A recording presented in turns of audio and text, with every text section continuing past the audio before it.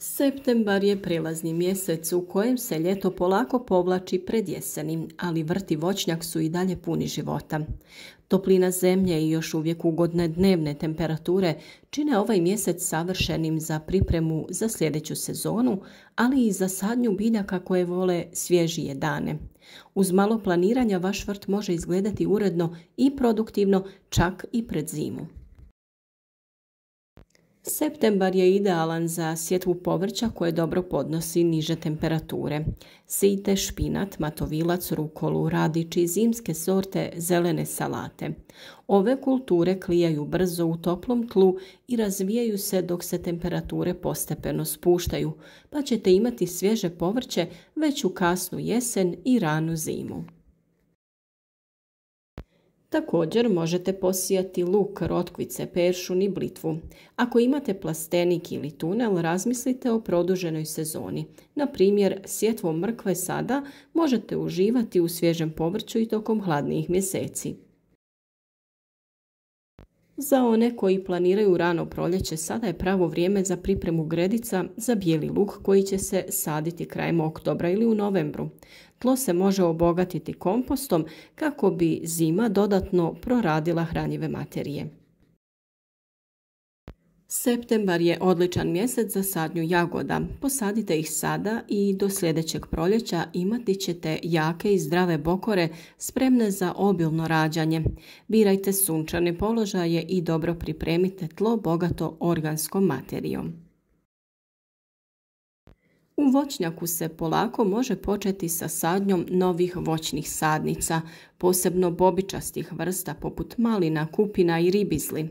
Ova rana sadnja omogućava biljkama da se ukorijene prije zime. Također, ako planirate proširiti voćnjak jabučastim ili koštičavim voćem, počnite pripremati sadne jame i zemljište. A tu su i poslovi koje treba obaviti u vrtu. Septembar je naime mjesec čišćenja i pripreme. Uklonite ostatke kultura koje su završile sa plodonošenjem, poput paradajza, krastavaca i paprike. Biljne ostatke možete staviti na kompost, a tlo obogatiti kompostom ili stajnjakom kako bi se do proljeća razgradio.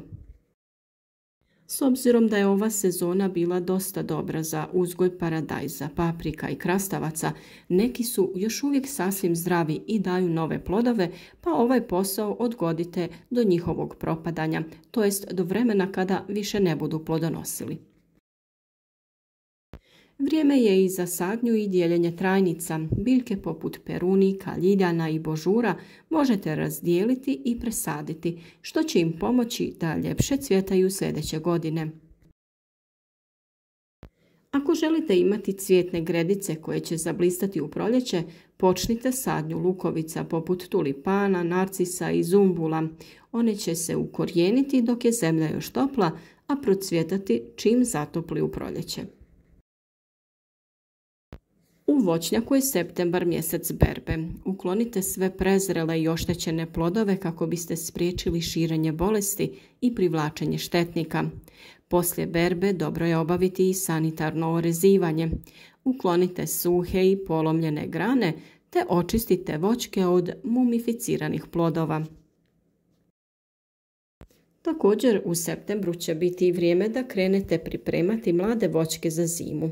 Oko stabala na kraju septembra možete dodati sloj malča kako bi korijen bio zaštićen od mraza. A tu je i jesenje prihranjivanje i zaštita.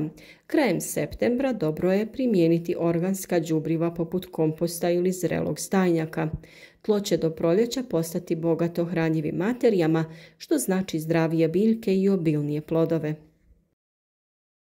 Biljke u vrtu i voćnjaku možete zaštititi od gljivičnih oboljenja prskanjem blagim preparatima na bazi bakra, posebno nakon kišnih dana.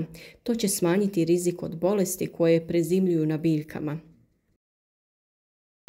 Septembar je mjesec pun posla, ali i prilika. Iskoristite ga da vrt i voćnjak uredite, osigurate svježe povrće za hladnije mjesece i pripremite tlo i biljke za novu sezonu.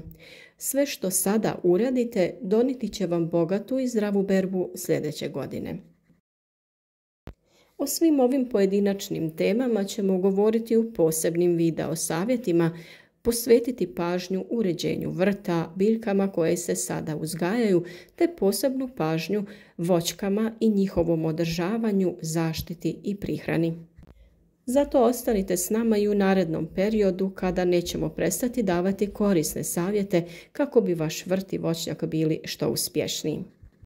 Naš rad podržite sa like, a naravno u komentarima pišite kako vi održavate vaše voćnjake i vrtove tokom ovog perioda, podijelite vaša iskustva i naravno tu je mjesto za sva vaša dodatna pitanja na koja se uvijek trudimo na vrijeme odgovoriti.